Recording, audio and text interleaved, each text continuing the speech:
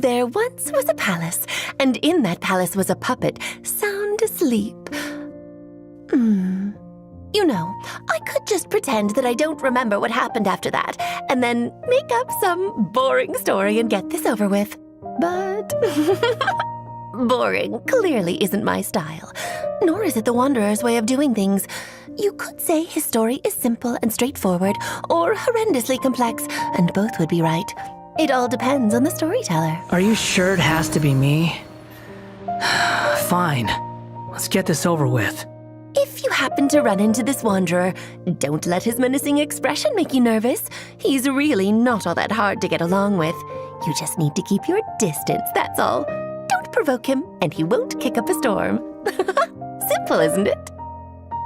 He doesn't like to talk about it much, but the Wanderer has quite a lot of experience in forging weapons. So when the Wanderer ascends bows and catalysts, it doesn't cost him as much mora. The Wanderer's normal attack can combo up to 3 wind blades, dealing anemo damage. His charged attack consumes some stamina and creates a high-pressure wind blast in front of him after a short casting time, dealing AoE anemo damage. The Wanderer's elemental skill harnesses the power of the air all around as he casts off the shackles of gravity, dealing AoE anemo damage and rising into the air as he enters the wind-favored state. In this state, the Wanderer is unable to use plunging attacks, and his normal and charged attacks are converted to Kugo Fushodan and Kugo Tofukai, which deal increased damage over a wider AoE. Using Kugo Tofukai will not consume stamina. The Wanderer hovers in midair while in this state, continuously consuming Kugo Ryoku points to remain airborne. When the sprint button is pressed, instead of sprinting, the Wanderer consumes more Kugo Ryoku points to fly through the air more quickly. Holding sprint maintains a faster flying speed while consuming points at a faster rate. Pressing jump raises the Wanderer higher into the air at the cost of Kugo Ryoku points, and holding jump does so continuously. The wind-favored state ends when all Kugo Ryoku points are used up.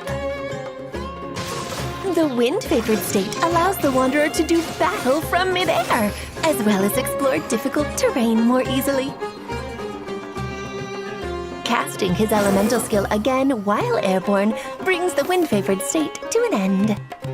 After unlocking the talent Jade Claimed Flower, if the Wanderer's elemental skill makes contact with Hydro, Pyro, Cryo, or Electro when cast, the wind-favored state provides different buffs depending on the element. Hydro increases the Wanderer's Kugo Ryoku point cap. Pyro increases the Wanderer's own attack. Cryo increases his crit rate. And Electro causes him to regain some elemental energy when Kugo Fushodan and Kugo Tofukai deal damage to enemies. A limited quantity of energy can be regained per set time period, and a maximum of 2 buffs can be gained at any one time. The force of wind cannot always be seen, but it can certainly be felt. After unlocking the talent Gales of a Reverie, when Kugo Fushodan or Kugo Tofukai hits an enemy, the Wanderer has a chance to gain the Descent effect.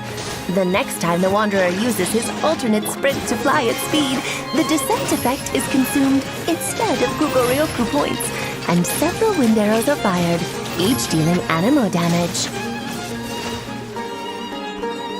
If a Kugo Fushodan or Kugo Tofukai does not trigger the Descent effect, the chance of triggering the effect next time is increased. Know your place! Casting the Wanderer's elemental burst compresses the surrounding air to form an anemo plenum that blasts all sources of frustration away, dealing multiple bouts of AoE anemo damage. Casting his elemental burst while in the wind-favored state brings this state to an end. Though Wanderer is his name, aimlessness is not his game, and he does not hesitate to take decisive action in pursuit of his goals. The Wanderer's elemental skill is his preferred means of doing battle. Once in the wind-favored state, he attacks from the air using his Kugo Fushodan and Kugo Tofukai to deal increased anemo damage with a wider AoE. By By coordinating with his teammates, he can benefit from a range of enhancements, which make him even more powerful in battle. When energy is full, the Wanderer unleashes his elemental burst, dealing several rounds of AoE animo damage in one fell swoop, devastating all obstacles that stand in his way. The world of Teyvat has its own rules. They aren't perfect, though, and in some cases they are as delicate and fragile as the human heart. That's why I've been tasked with the job I have now, a job which gives me certain special privileges. I'm someone who likes having the freedom to live their own life, but I don't mind this job. It gives me the chance to see this world and everything that lives in it from a lot of different perspectives. People can find ways to forget, but they can't undo what they've done, and there's no escaping the past.